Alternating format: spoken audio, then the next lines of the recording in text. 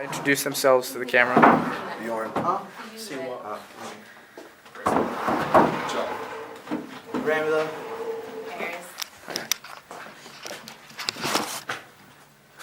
Oh yeah. All right. I want to start with the story. On March 13, 1996, in Dunblane, Scotland, a 43-year-old man entered a school gymnasium with 4 handguns and took the lives of 16 innocent children aged 5 through 6 and 1 teacher. This probably sounds like a familiar situation, but the significance of the story is not the story itself, but rather the aftermath. The United Kingdom responded with major changes to their gun laws by banning privately owned handguns, forcing thousands to turn over their weapons. Because of these changes, the United Kingdom has noticed a decrease in gun-related incidents.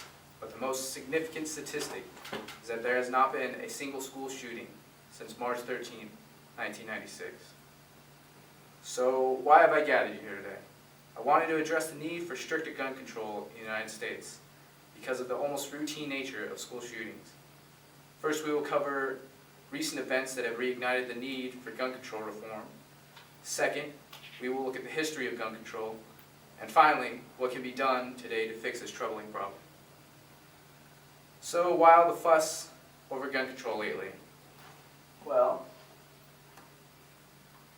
December 14, 2012, a man armed with 2 handguns and 1 assault rifle kills 26 people at Sandy Hook Elementary School. July 20th, 2012, at a theater in Aurora, Colorado, a gunman armed with an assault rifle, a shotgun, and 2 handguns killed 12 people. January 8, 2011, a man with a handgun kills 6 people in Tucson, Arizona. Get the picture? We have a serious problem that our elected officials are refusing to acknowledge, although this hasn't always been the case.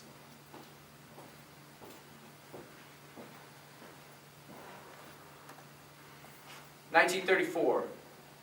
Prohibition and non-existent gun laws result in a very violent era in American history. Franklin Delano Roosevelt signs into law the first federal gun controls by heavily taxing machine guns and sawn-off shotgun manufacturing cells, creating a national gun registry, and preventing individuals convicted of violent crimes from owning firearms.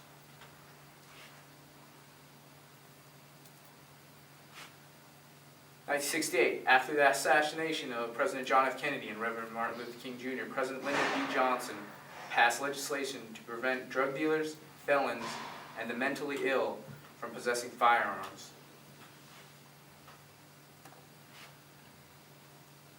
1986, Ronald Reagan banned machine guns and plastic guns that are undetectable by an X-ray or metal detector, but he also prevented the government from creating a national registry for gun owners. I guess with the good comes the bad in that case.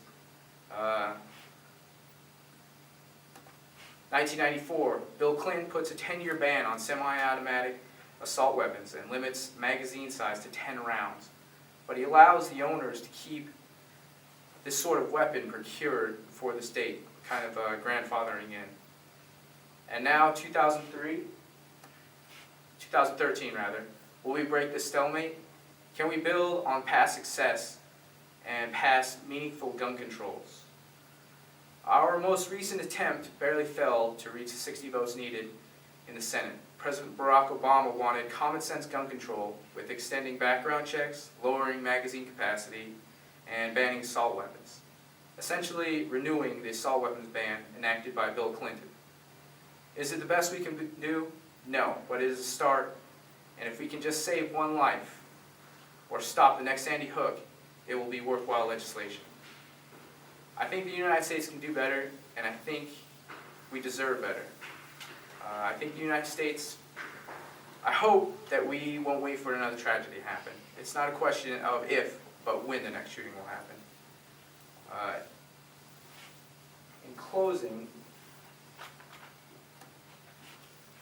I want to address a comment made by Wayne LaPierre, CEO of the National Rifle Association, at the annual NRA meeting held in Houston, Texas recently.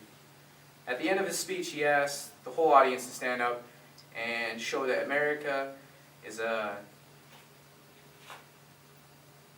show that in America, that our gun owners are a diverse population and that they will not give up their guns. Quite moving, but I think a more appropriate scenario would have been to ask all those who have lost their lives to gun violence over the last year to stand up and say something and only be met with silence. Thank you.